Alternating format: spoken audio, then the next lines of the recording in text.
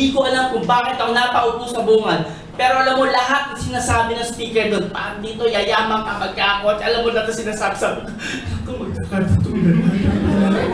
Nababaliw po ako. Alam niyo bakit? Sa dami ng books na binasa ko, sa dami ng inaral ko, kahit sa pinakadulo ng books, walang nakalagay.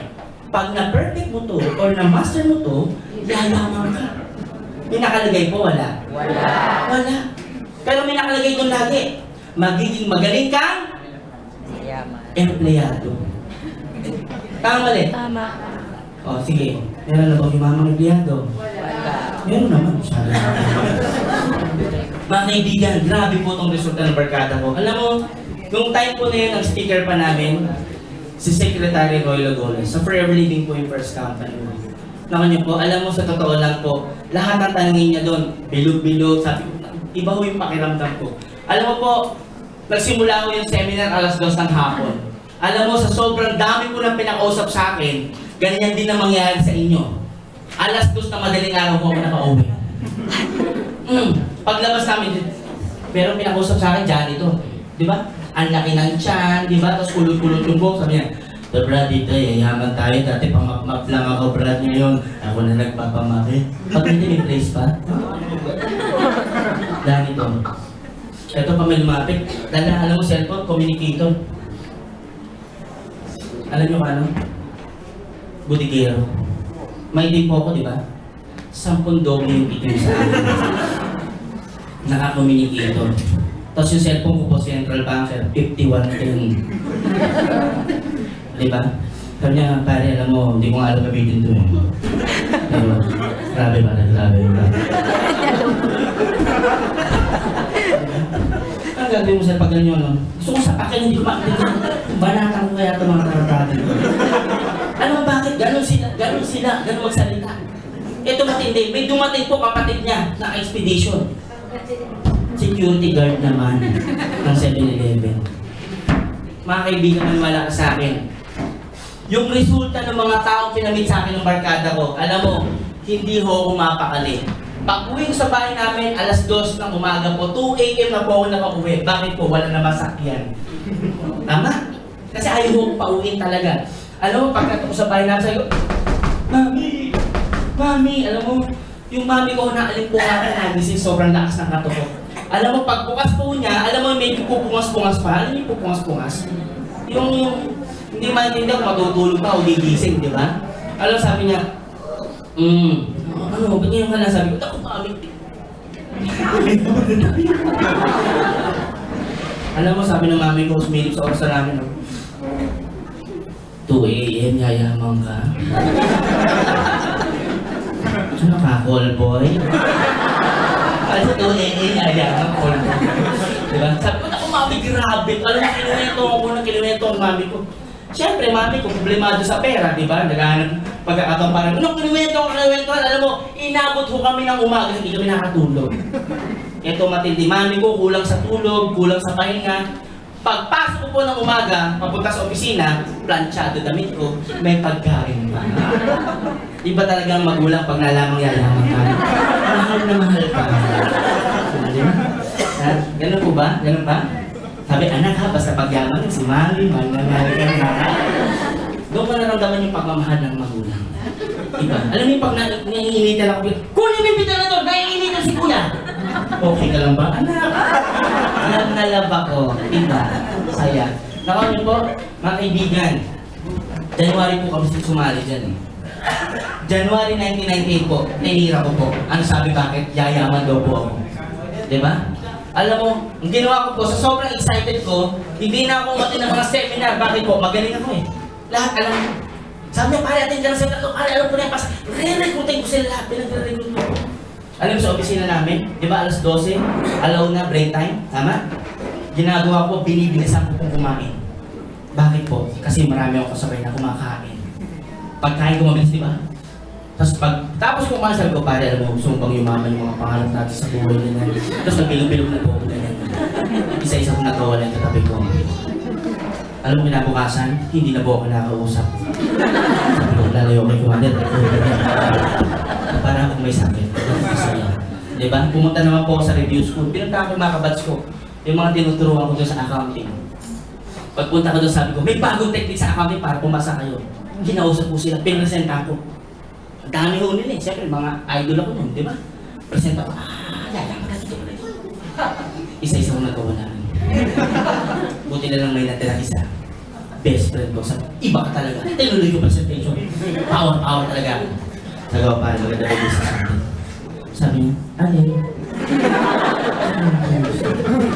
Hindi naintindihan. Hindi mo ba naintindihan? Hindi eh. Sabi ko kanina pa ako tok ng taktil, hindi mo naintindihan. Sabi niya, ba't di mo naintindi? Sabi niya, hindi ko naintindihan talaga eh. Sabi ko, ba't ka nag-stay pa? Sabi niya, pag ako umalis, wala ka nang kausap. Ako yung mga kaibigan. Grabe po. Tawa-tawa kayo, di ba? Dadaanan niyo yung guys, 1998. Pero ano mo nakakatuwa po? Ganun man yung dinaanan ko si Joshua. 1998 po, tsunami po ako. Grabe po. Ano yung magkano first ko? 452.75 pesos. Malaki, maliit. Ulit, malaki, maliit. Anong malaki? Malaki. Malaki yan. Malaking kalihi yan. Diba, sabi ko, yayaman kami, di ba? Nung tinanggap ko po yung 452 pesos ko, sa totoo lang, excited na excited po ako. Alam niyo bakit ako excited? Hindi ako excited kasi maliit eh, di ba? Excited po ako kasi naramdaman kong totoo ang tsekehan. Tama? Totoo yung tseke, di ba? Umuwi ako sa bahay namin, alam mo, may mas excited sa akin. Bakit po? Alam niya, yayaman kami. Yung mami ko po, sabi ko, mami, sabi niya, 452. Nasaan na yung iba? Ha? Sabi ko, yan lang. Sabi ka na! Alam mo yung bilib sa akin na wala yung pagkabilib, di ba? Sabi ko, mami, okay lang yan. Kasi ganyan talaga negosyo. Wala naman negosyo pagsali mo, malaki agad yan. Lahat ng simula maliit, lalaki din yan. Ganun ba yun? Yes, mami! Alam ko yan! Accountant to. Oh, lusot na, di ba? Abangan mo next month. Sige, anak ha? Next month, ha? Pagdating ko ng February, hinataw ko po. Kung ano yung hataw ko ng January, dinobli ko pa po ng February. Eh yun yung tipo na alam mo yun yung halos kulang na ako sa tulog, kulang sa pahinga. Yung pagpupunta sa opisina, alam mo yun, naka-experience nyo ba yung gusto mong matulog, hindi ka makakatulog dahil papasok ka. Yung higap mo halos mapilas lahat, pati nga lang alam mo. Na-experience nyo po yun, di ba yung... Kasi, siya na lang ako. Tapos nakakatulog ka na sa siya. Na-experience ko po yun. Bakit po? Sa sobrang hataw. Dahil po, yayaman. Tama? Ito matindi. Sa sobrang hataw ko, grabe po. Wala po akong check-in. Sabi ng mami ko, ano nangyari? Mami ko, titiis lang. Ganyan talagang business. Minsan malaki, minsan din siyang wala. Pero darating po, kikita rin niya. Ganun ba yun, anak? Yes, mami. Oo na, alam ko na sagot mo. Accountant ka. Mami, next month. Sige, anak, siguruhin mo. Pagdating ko ng March, hinata ko ulit. Grabe po. Tuwang-tuwa po ako. Bakit po? Wala na naman ako. Dito ko na-experience yung pagmamahal ng magulang. Pag wala kang pera. Kumakain ka. Diba? Ang sarap ng kain. May marinig ka. Lakas sumubo. Grabe. Lakas sumubo. Akala ko lente, patayin natin binti na doon. Diba? Ang saya. Love na love ako ng mami ko. Diba? Ganyan mo mga magugulang. Ay, magulang. Magugulang. Hindi mo rin ganyan, diba? Pero mga kaibigan, tumuloy din po ako. Bakit po? Kasi alam ko po, yayaman. Ito ho matindi. Sa sobrang gigil ko and excitement ko, nakakatawa po. Wala na naman. Kumakatawa ko sa bahay namin.